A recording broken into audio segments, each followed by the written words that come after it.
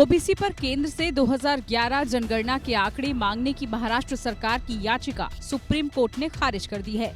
Supreme court ने कहा है कि जब केंद्र सरकार ने कहा है कि ये डेटा अनुपयोगी है और गलतियों से भरा है, तो राज्य सरकार की इस याचिका पर विचार नहीं किया जा सकता।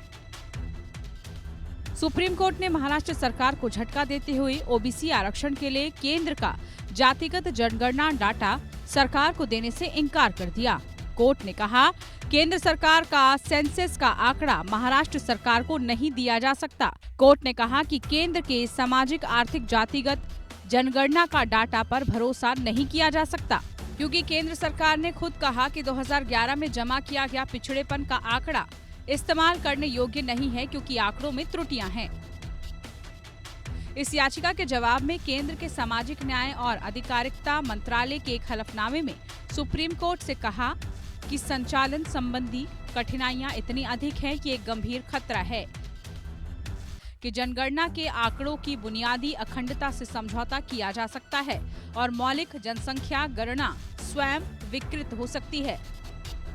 केंद्र सरकार ने अपने हलफनामे में कहा है कि एससी और एसटी पर जनगणना के आंकड़ों के संग्रह के लिए जनादेश के विपरीत ओबीसी, बीसीसी की जनगणना के आंकड़े प्रदान करने के लिए रजिस्ट्रार जनरल और जनगणना आयुक्त भारत के लिए ऐसा कोई संवैधानिक आदेश नहीं है।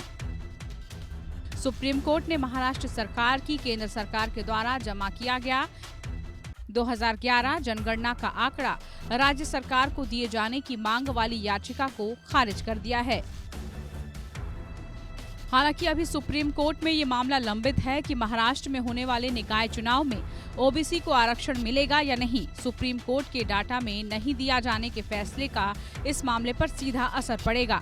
दरअसल महाराष्ट्र सरकार ने केंद्र से 2011 के आंकड़े दिए जाने की मांग करते हुए प्रदेश सरकार से कहा था कि केंद्र के इस डाटा के आधार पर निकाय चुनाव में ओबीसी को आरक्षण दिया जा सके। सुप्रीम कोर्ट ने महाराष्ट्र में निकाय चुनाव में 27% ओबीसी आरक्षण पर रोक लगाते हुए उन सभी पर जनरल कैटेगरी में चुनाव होंगे। सुप्रीम कोर्ट ने 27% आरक्षण की अधिसूचना रद्द करते हुए महाराष्ट्र में पंचायत चुनाव में 27% आरक्षण पर रोक लगाई।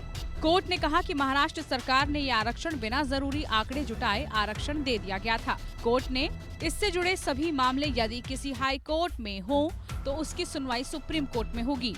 इस मामले पर 17 जनवरी को अब अगली सुनवाई होगी। Bureau report.